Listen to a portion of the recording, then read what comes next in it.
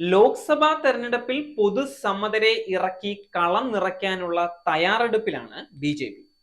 Cinema, സാംസ്കാരിക, കല, സാഹിത്യ മേഖലകളിൽ നിന്നുള്ള നിരവധി പേരുകൾ നേതൃത്വം പരിഗണിക്കുന്നുണ്ടെന്നാണ് സൂചന. ഇക്കൂട്ടത്തിൽ നടൻ ഉണ്ണിമുകുന്ദന്റെ പേരും ചർച്ചയാകുന്നുണ്ട്.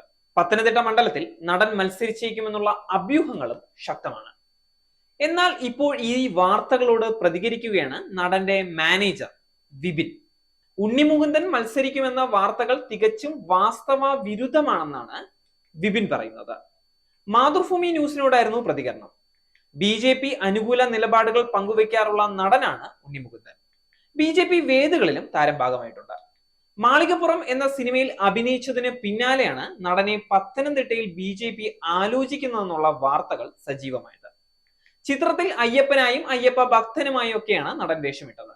ഇത് ഹിന്ദുക്കൾക്കിടയിൽ വലിയ സ്വീകാര്യത നേടാൻ ഉണ്ണിയെ സഹായിച്ചെന്നും നടൻ പത്തനംതിട്ടയിൽ മത്സരിച്ചാൽ അട്ടിമറി ഉണ്ടാക്കാനാകുമെന്നാണ് BJPയുടെ കണക്കുകൂട്ടൽ എന്നൊക്കെയായിരുന്നു വാർത്തകൾ.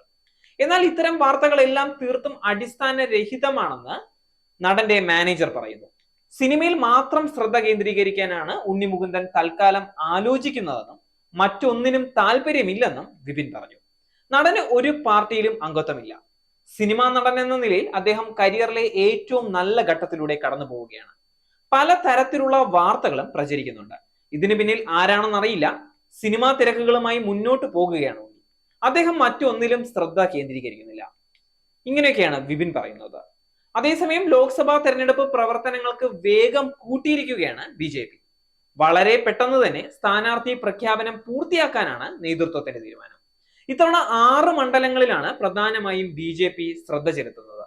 അതിൽ പ്രധാനമായും തൃശൂർ, തിരുവനന്തപുരം, പാലക്കാട് എന്നിവയാണ്. തൃശൂരിൽ സുരേഷ് ഗോപിയിലൂടെ വിജയം ഉറപ്പിക്കുന്ന BJP മറ്റു മണ്ഡലങ്ങളിൽ വോട്ട് വീതം ഉയർത്താനാകുമെന്നും പ്രതീക്ഷിക്കുകയാണ്. നേരിന്റെ വാർത്തകൾ നിങ്ങളുടെ വിരൽത്തുമ്പിൽ എത്താനായി സാക് ന്യൂസ് ചാനൽ സബ്സ്ക്രൈബ് ചെയ്തും ഷെയർ ചെയ്തും ഒരു ശരിയായ മാധ്യമ നിലപാടിന് നിൽക്കാൻ ഞങ്ങൾ നിങ്ങളെ ക്ഷണിക്കുന്നു.